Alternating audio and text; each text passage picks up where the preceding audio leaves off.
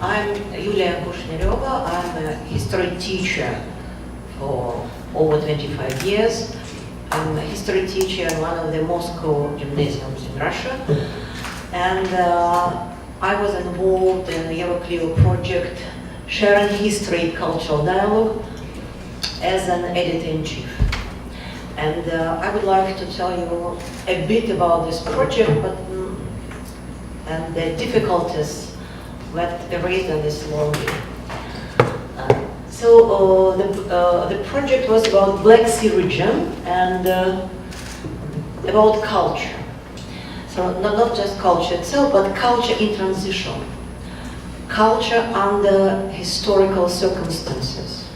How it changes during the history, political influence, economical, and so on.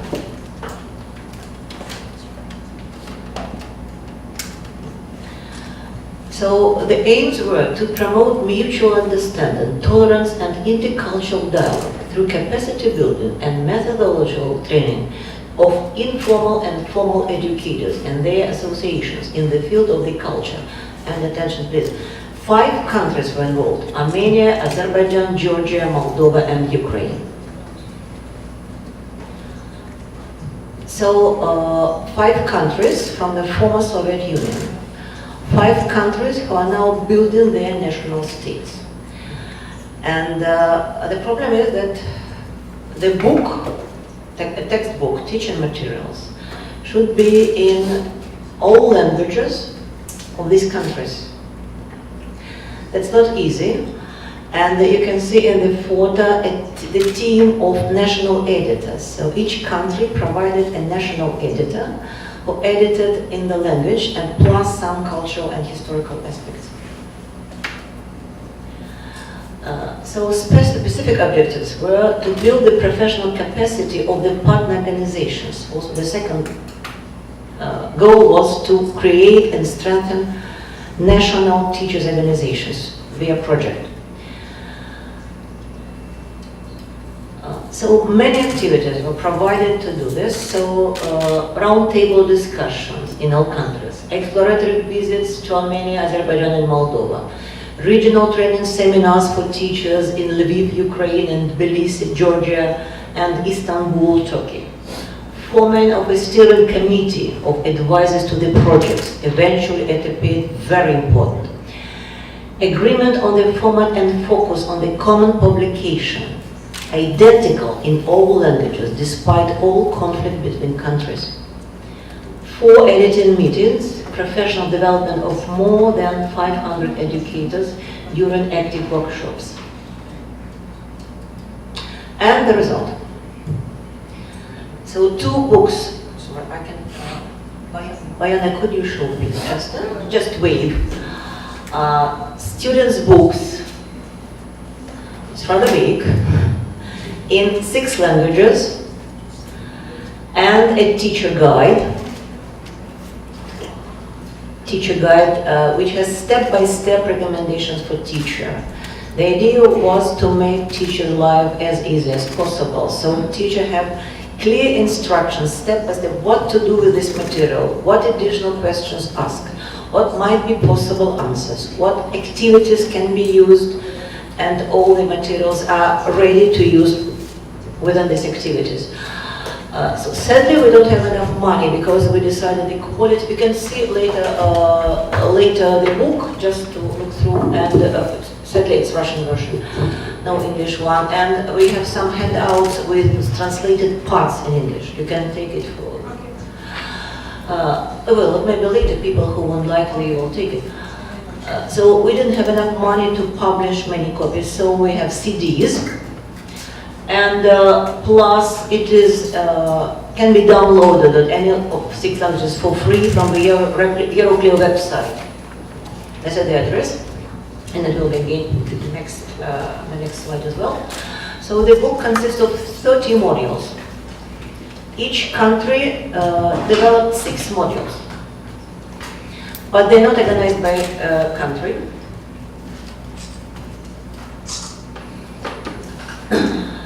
So here you can see the covers of, on the left, students' book, on the right, teacher's one.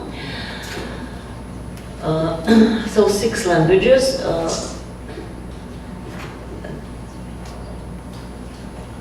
And nice design and good paper. That was the idea. So book should be sweet and tasteful in hands. I show you one of the pages, just a design, because it's important not only to be nice, but also attract attention, but also it makes easier teaching and learning process. And this is the design of the teacher's book. You can see step-by-step instructions. This. So modules are divided in 3 topics: politics and culture, everyday life, and cultural heritage. The book covers period from 19th century till present.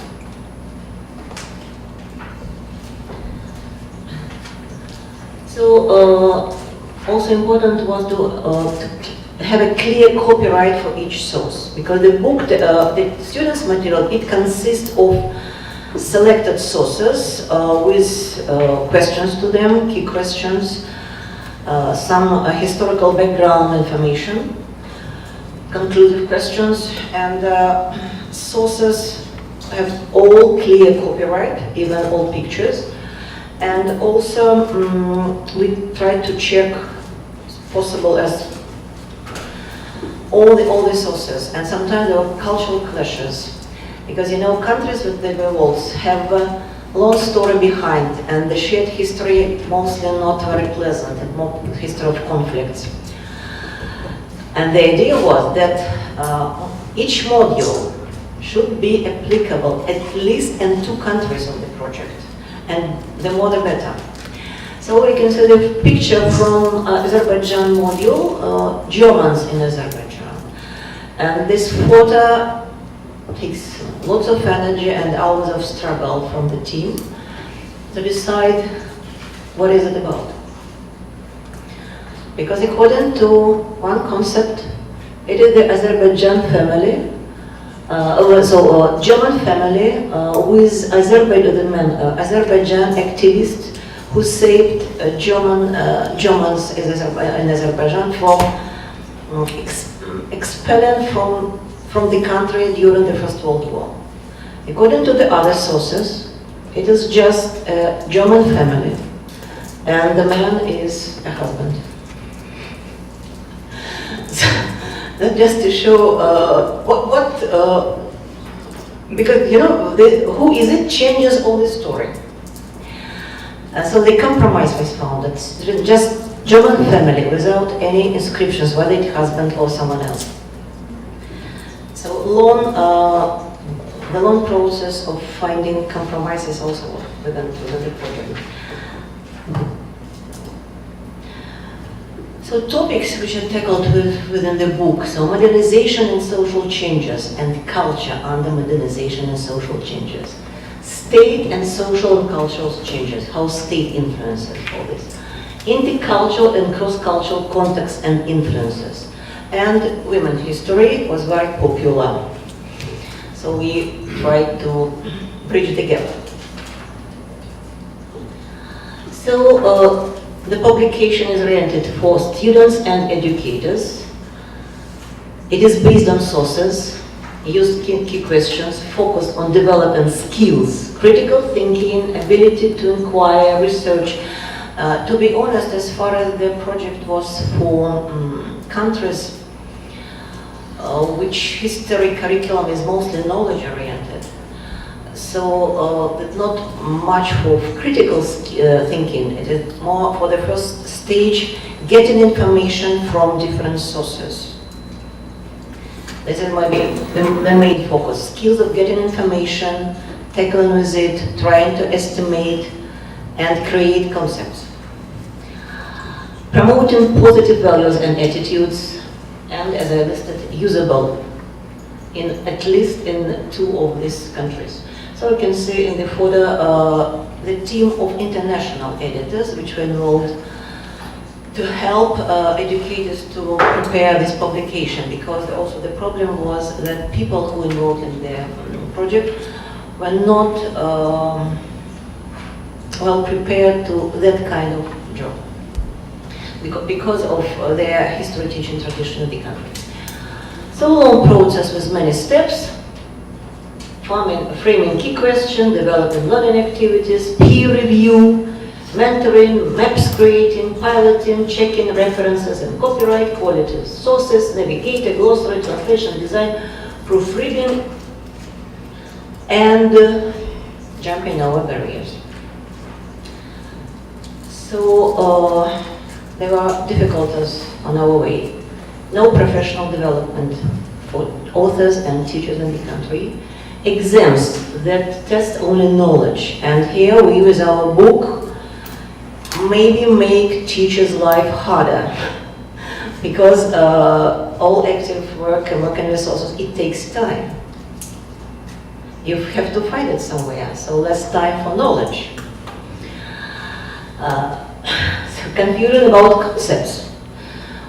For some people, it is liberation. For some people, it is occupation. Because lack of freedom of expression, some teachers and authors, they are looking behind what politician, what their educational authorities will think, will say about their book. Will they have problems? Sometimes we have to exclude some information or some topics to make people safe. Overfull curricula, because knowledge and overfull curricula, you have to find spaces to use the material. So, whereas educational system, what we do? National editors create a navigator for each country, and it is in the teachers' books. Navigator for each country when each module can be used in national history, in world history, in civics, and extra activities, after classes or some extra. Plus 1 point, national editors developed the glossary. It appeared that many things that are obvious for students from Azerbaijan, for example, they don't know this word in Moldova. Things obvious for Moldovan students, never heard by Armenian ones, and so on.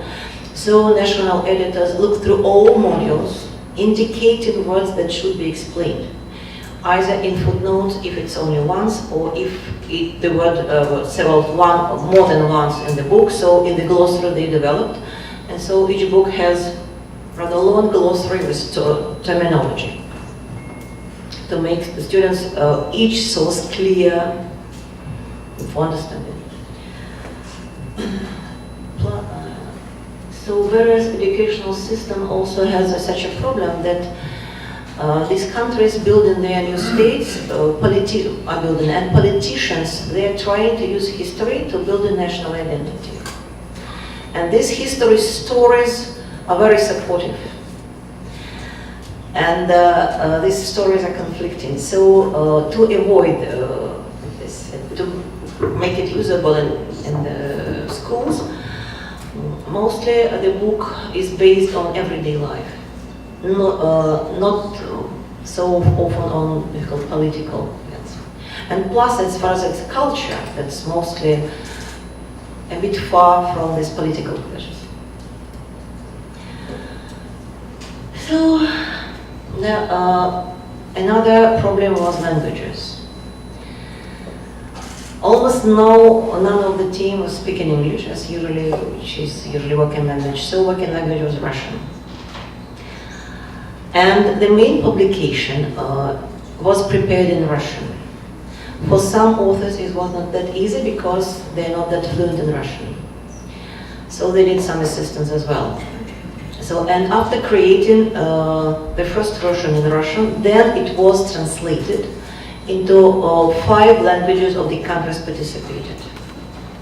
And national editors had a hard job checking all the translation not only from the language point, but also from the language adaptable for students, for concepts and so on. And the designer had a very difficult task because it was absolutely similar publications, and scripts are different, and it takes a different space for the same text. So the designer did a great job. So the designer did the same source on the same page, the same question on the same page. There were some not very easy. And the problem is you can't find a designer who speaks fluently these 6 languages. So again, national editor steps in because the designer who can speak 3 languages, others can just copy-paste it. And to be sure that in the right place, national editors did a very hard job. So conflicting advisors. So the team was great, and many advisors, mentors, trainers, tutors, advisors sometimes were conflicting. Authors are not maybe accustomed to make their own choices, so they prayed sometimes, please give us only one advice, a Bible, what we should do. And that was not easy for us to decide ourselves. Please decide. Terminology. You didn't read the text, no. Just the image of the letter. It was also the battlefield for terminology. And we needed here steering committee and advisors and scientists did a great job. Because Armenian team complained you can't use term Azerbaijan because it didn't exist in the 19th century, it was created by Soviets and so on. Ukrainian team said it's not this term, it can't be used and so on. And lots of advisors were asked to find some solution.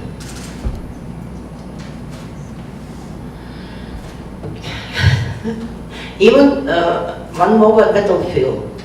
Whose culture is it? Whose heritage is it? You can see Maiden Tower in Baku.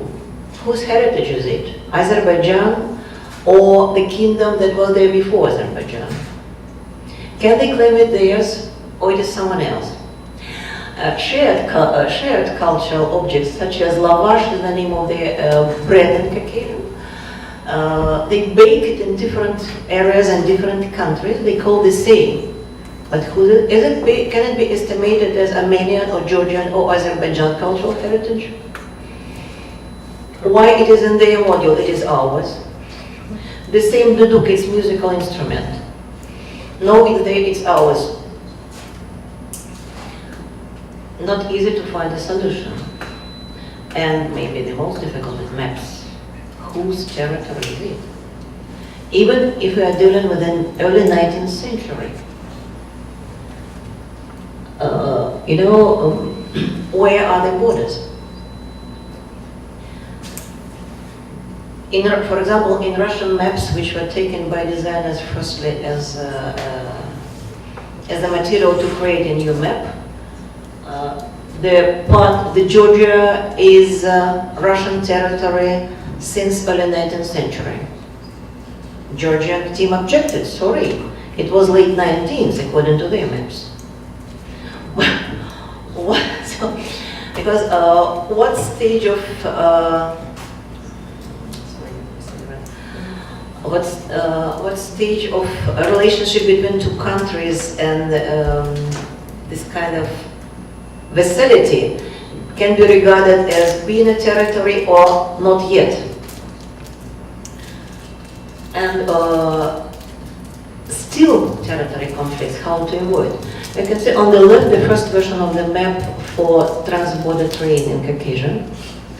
And maybe you can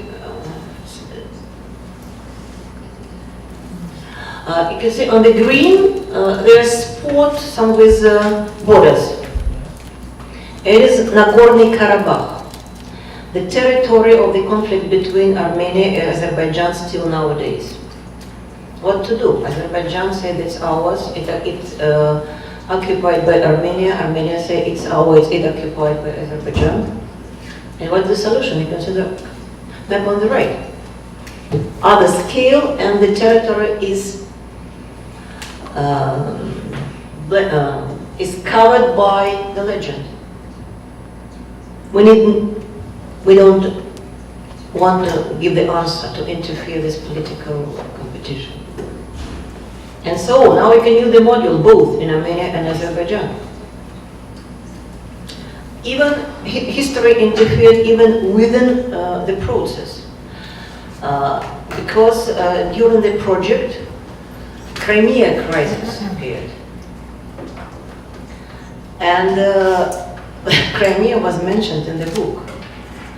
And Ukrainian team said it should be stated clearly that Crimea is Ukrainian territory.